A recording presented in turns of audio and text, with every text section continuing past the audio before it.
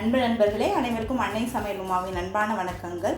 இன்னைக்கு அன்னை சமையலில் பார்க்க போகிற ரெசிபி மஷ்ரூம் மசாலா. வாங்க எப்படி செய்கிறதுன்னு பார்க்கலாம்.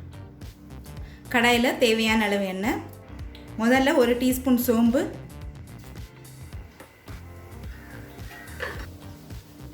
கொஞ்சம் கருவேப்பிலை,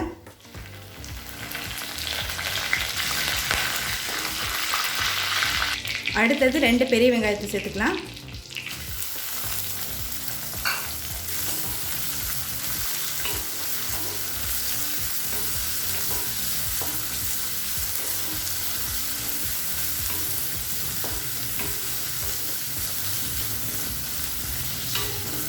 அடுத்தது 1 டீஸ்பூன் இஞ்சி பூண்டு விழுது,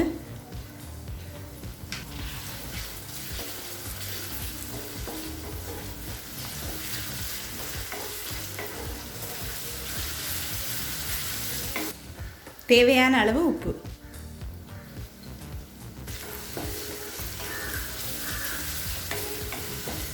அடுத்தது 1/4 டீஸ்பூன் மஞ்சள் தூள், 2 டீஸ்பூன் மிளகாய் தூள், 1 டீஸ்பூன் தனியாத்தூள், 1/2 டீஸ்பூன் கரம் மசாலா.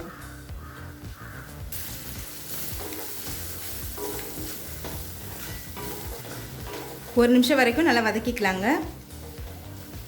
கரம் மசாலா சேர்க்குறது கூட ஆப்ஷனல் தாங்க, நீங்கள் விருப்பப்பட்டால் சேர்த்துக்கலாம், இல்லைனா வேண்டாம். இப்போ மிளகாத்தூள் வாசனை போக 1 நிமிஷம் வரைக்கும் நல்லா வதக்கியாச்சுங்க. அடுத்தது நம்ம மஷ்ரூம் சேர்த்துக்கலாம். 200 கிராம் மஷ்ரூம் எடுத்திருக்கேன்.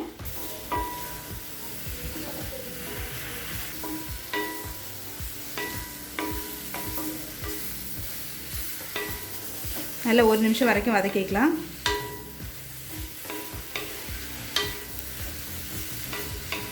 இப்போ 1 நிமிஷம் வரைக்கும் நல்லா வதக்கியாச்சுங்க. மூடி போட்டு ஒரு 5 நிமிஷம் ஸ்லோலே வச்சிடலாம். இப்போ 5 நிமிஷம் கழிச்சு பாருங்கள், நம்ம தண்ணியே சேர்க்கலை, ஆனால் பாருங்கள் எவ்வளோ தண்ணி இருக்குது. மஷ்ரூமும் நல்லா வெந்துருச்சு. இப்போ இறக்க போகிறதுக்கு முன்னாடி 1/2 டீஸ்பூன் மிளகுத்தூள் சேர்த்துக்கலாங்க.